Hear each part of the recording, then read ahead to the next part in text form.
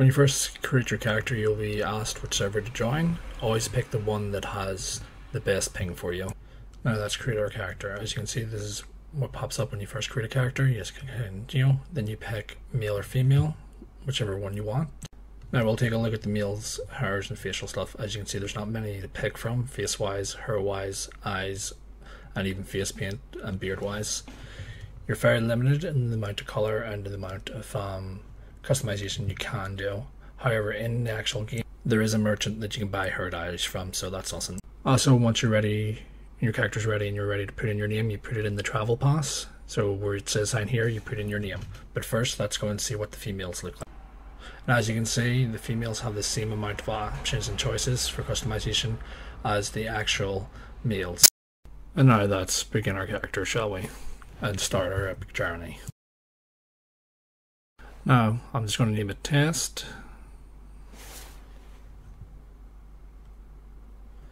Okay, Test is already been taken apparently, so we'll just type in random letters. And that will be my character's name.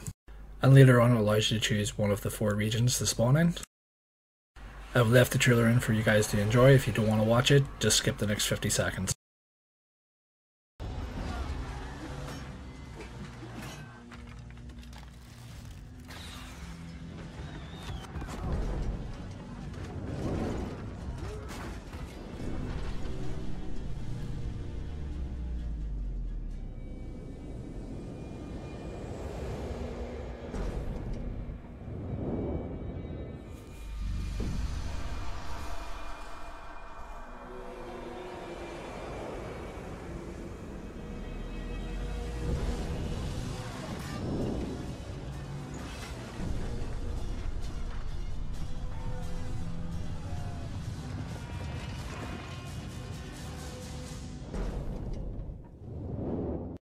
And now it asks you which mode you'd rather do, normal mode or cinematic mode. I prefer normal mode, but feel free to pick whatever one you prefer. One of the very first things it'll ask you to do in the training camp is to pick out a weapon. Don't worry of what one you pick, because you get to test them all. As you can see, this is the list of classes you can be in the game except for the Mal. The Mal is locked behind Season 3 challenges, which you'd have to do to unlock every single one of them. But enough of that for now. I will do a separate videos on every single class, including the Mal, and how to get them. As you can see by me showing you here, each class has a different amount of damage, reach, power, mobility, and defense. Most classes are just good at one thing, and some other classes are good at multiple things like mobility and defense, as well as damage. Now I think I'll just go and pick a class now, what to pick.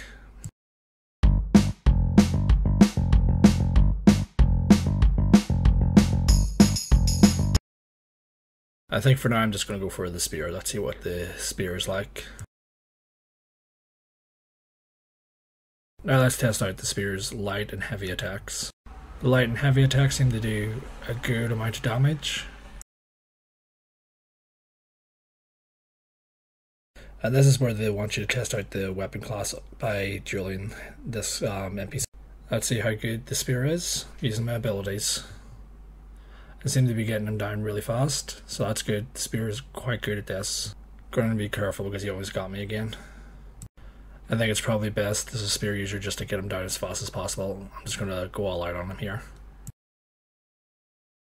Just like most classes, you have to keep your distance and then wait for your abilities to cool down and then just go full out, while at the same time still trying to dodge. Okay, I think it's just time to finish him. There we go, we got him.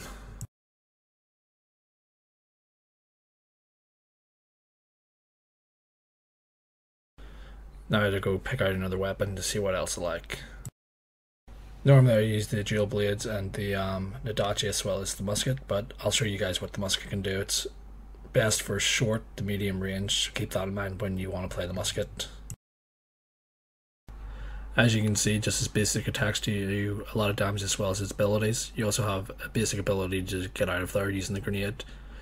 But as you can see, to heavily armored targets, the musket can do high damage and you can defeat the target pretty easily as long as you avoid it. I think I'm going to change over to the longsword and shield real quick, because the longsword and shield has the ability to heal itself, as well as later on you can upgrade its healing ability to heal your units, so it becomes a support unit. Looks like it's time for some mount training. And here you can pick whether to steer with your mouse or with your keys. I like to steer with my mouse. It's much easier whenever I'm in combat. But as always, it's always up to you what you want to do.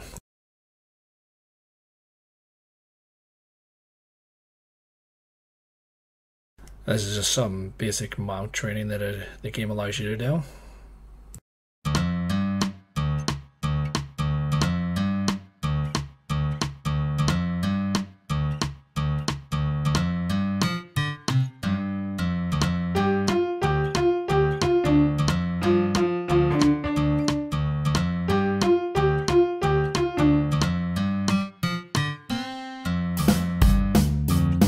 As you can see, it's just a short and simple tutorial on how to do it. And that's the first set of training done. Here's where you actually pick the weapon you want to play with. Don't worry, because later on you can actually unlock them all. I'll explain later on in the video how to do this. As you probably noticed, that it tells you the best armor. That is the armor you can wear to actually use it. Keep in mind, if you have a heavy armor, you can't wear medium or light armor to use that weapon. But if you have light armor on, you can basically use your light armor and equip any of the weapons. So keep that in mind when playing, because when you have more classes, you can actually switch between them in battle. I decided to go for the glaive because I've never played the glaive before and I want to see what it's like.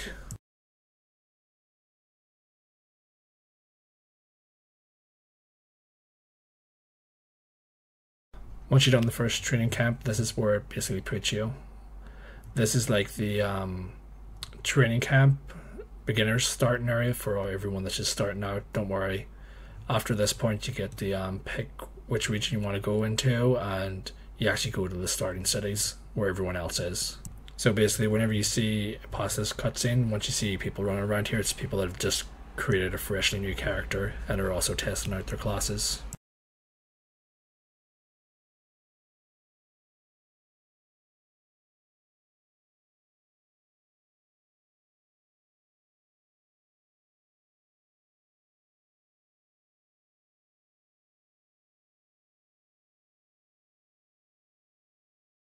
So this is the part where it teaches you that if you don't know where you're going, you can also hit Alt and your little mouse cursor will appear, and then you can just simply click on the quest of where you want to go and it'll automatically guide you there. Here you can see your skills and where you can unlock them. This is where it forces you to unlock some of the basic skills to help you along and teach you. Later on, at higher levels and more skills you have unlocked, you will have 3 abilities, and the 4th being T, which will always be for your ultimate, but until then it allows you to have 4 abilities. As you can see, as I was saying earlier, you can unlock each class that you want to play, so you can have more than one class on a character. All the will cost to unlock each one is 100 mastery points. Now these are the mastery points that you can get through PvP, which means you simply get them by using your weapon against NPCs and expeditions, using them against other heroes in training camp, sieges and such. Now keep in mind, a weapon's mastery point is locked to that weapon, so you cannot trade it over unless you spend sovereigns to get a mastery book, which you can then turn it into skill points. Skill points you can use to unlock abilities on any tree. So if you accumulated skill points from using books from quest items or bought the skill books from the shop, you can then use those points in any of the trees to unlock abilities, so keep that in mind. Skill points are mostly unlocked through just killing other players, as well as I said previously, the store, as well as quests.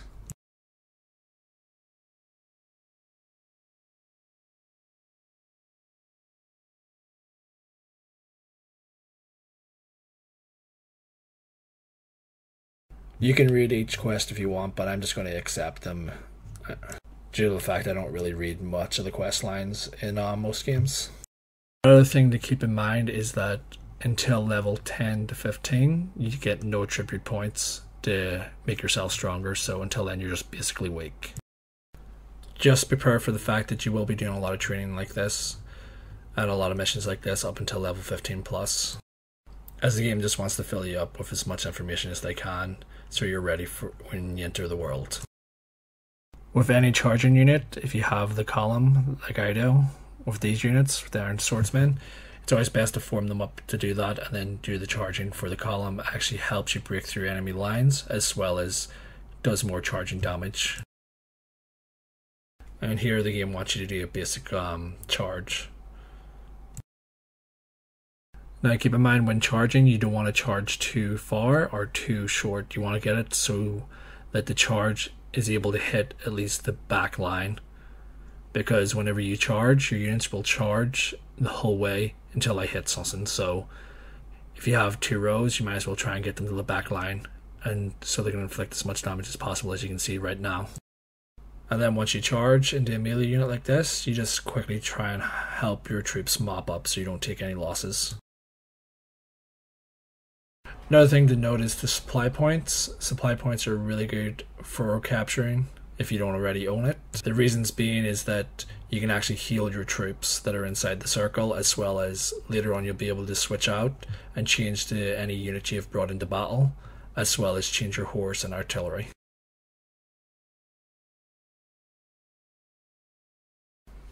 And here it teaches you how to hold in Phi. When you hit Phi just once, your units will attack anything within a certain range, and if you hold it in, you can actually tell them where to go to. But I just prefer to charge in since they're really close to me.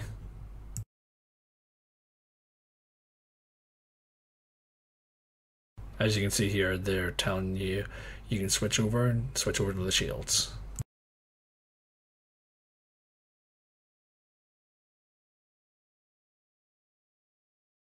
Shield units are really good, especially the spear and shields, because they can help against cav as well, and they can hold their lines.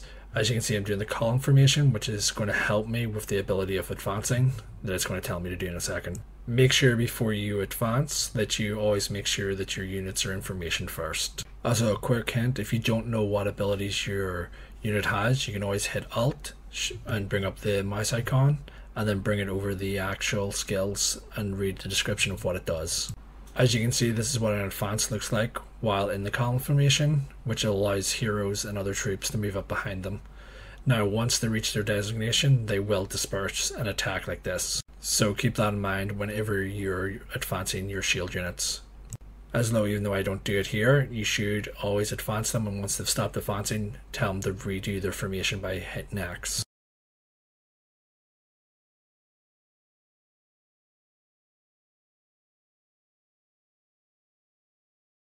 And now simply we just wait to capture the flag. And I have to admit, this shield formation's always look cool, and this is what it looks like to do the line formation. The line formation is pretty good to use with your shield units on areas where you have to cover 2 gaps, like a gap in a hallway or a doorway, but sometimes people prefer to do the column one as it reinforces it more. Also keep in mind that when you're doing a shield line formation, that the weakest points are on the left and right and the back, so make sure that if you're covering a doorway that you're right behind the doorway so that they can't attack you from the sides. As you can see, it's telling us that it's time to leave the training area and join the big bad world.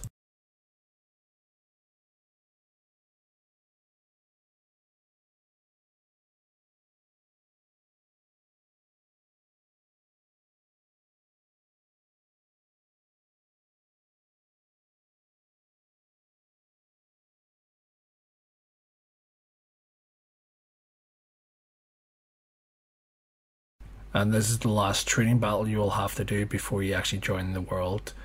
So once you do this, you're able to group up with people and see everyone else that's all high levels, as well as who's made it past the training camps.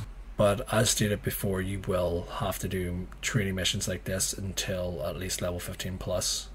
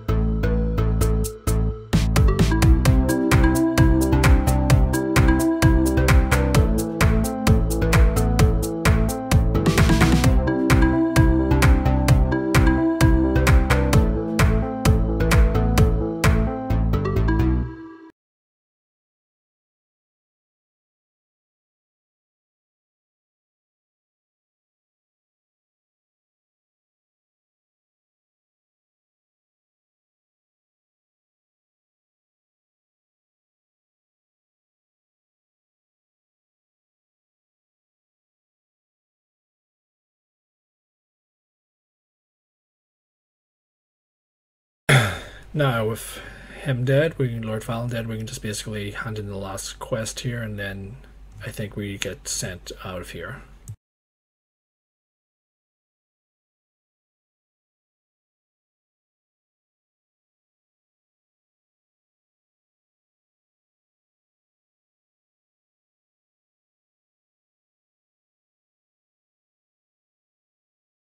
If you guys want to read this bit, you can. Pause the video now just to read it, but I'm not going to sit here and read it. Yeah, and that's us basically accepting and going to the next area. Now this is where it gets interesting for leveling, because as you can just see, you got a little leveling box, so every like 5 or so levels you get more stuff to help you level up and boost you. Now here's where you get to pick the region you get to go to. You can only go to one region, so keep that in mind. And you can go between each region, like Austria to Undergorg, you can go in between, and then you can go to Mayon and Leyong. You can only go travel between the borderlands at a specific date during the season's campaign when the devs actually allow you to travel.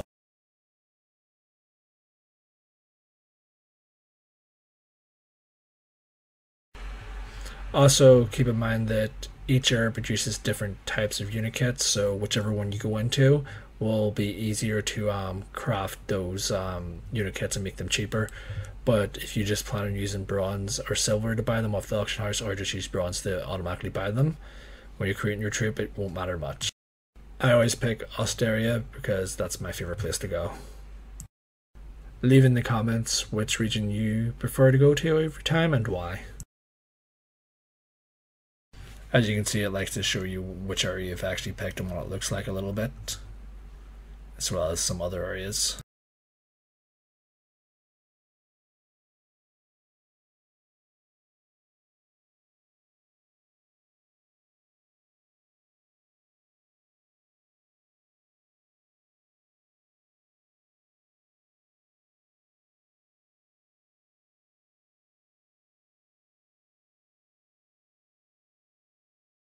As you can now see, we're in the starting area / starting city of Augolia. Also keep in mind that you can actually hit B to mount your horse while auto-pathing, it won't affect it.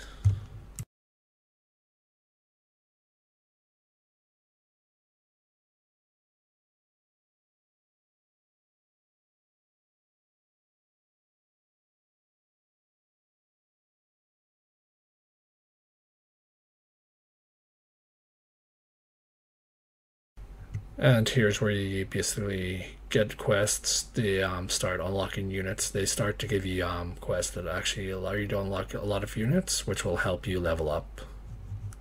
I might make another video or add into this video which units I think are best to start off with and how to get them. As you can see, it throws me into another tutorial here.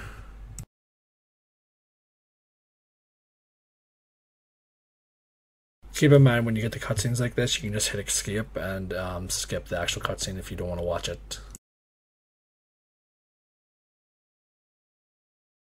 Looks like the game wants to show me how to use spears.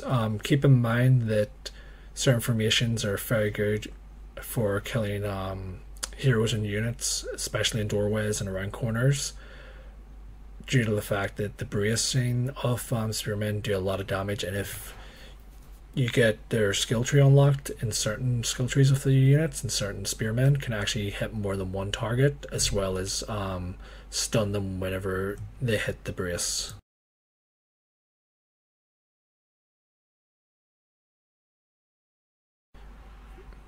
As you can see, that's how effective low tier pikemen are with no specialty against cav. Now it's wanting to show off how you do archers, so let's see what it wants to teach us.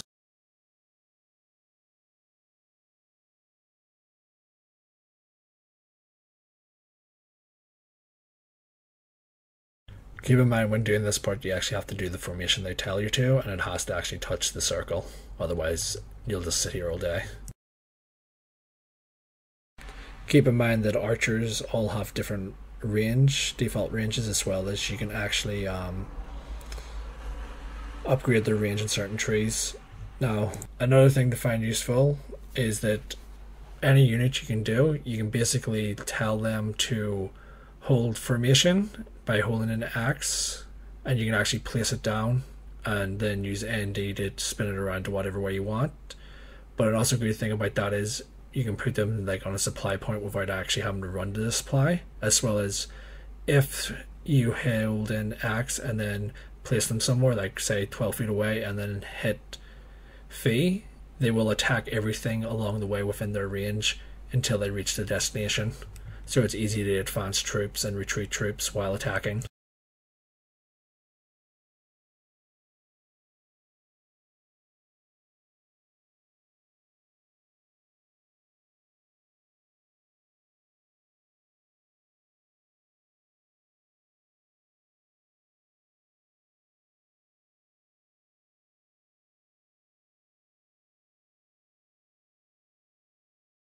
As you can see by doing that training camp and doing that mission, I've unlocked the units that it was training me to do. Now time to open up the box. As you can see, in different tiers it gives you different stuff, and I got hero XP and troop XP. I'm going to save those for later because they're much handier when you're higher level and it's harder to level. Also, don't forget to sign in every day. As you can see here, every day gives you different rewards for signing in that day. Also, to always remember and check the activities, because if there's an activity going, you can sign in and actually complete that just by being in, and you get different rewards like honor, money, experience, as well as unit attire and stuff like that. Also, another thing to keep in mind is, because you're getting a lot of these tutorials, if you already know what you're doing or would like to figure it out yourself without being told, just hit escape, hit skip tutorial, and you'll basically get it completed and get the quest completed anyway. So you're saving yourself time, and you can quickly go in to do whatever you want instead and get the rewards for it.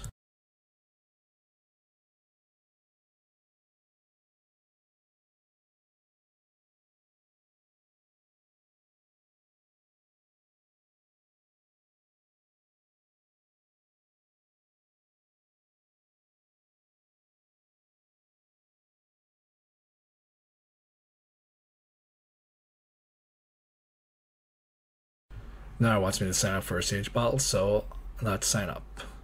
Also keep in mind that until you hit level 50 or 60, you're in what I call, and what the game calls, low Sage, which means you'll be up against people between levels 10 to level 60, because once you hit level 59, you're basically going to be thrown in with everyone that's above level 60, so you'll be thrown in with people that have tier 5 units and people that are 1,500 off level and stuff like that. So enjoy the low stages of Siege while you can.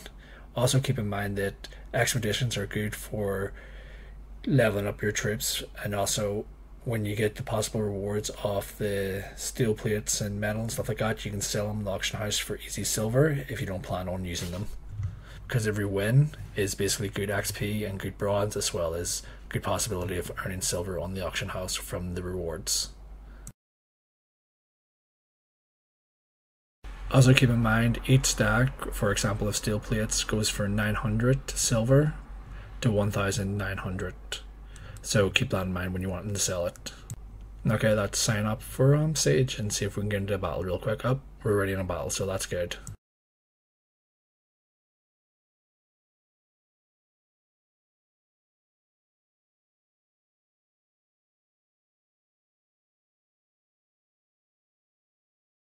And here it'll show you that you have to like pick different units and stuff like that, and you have a cap of 500 leadership. Don't worry, that goes up as you level up to a maximum of 700, but there is gear you can get, a set of gear that allow you to go up to 800 leadership. And all leadership really does is allow you to have more units and better tier units in.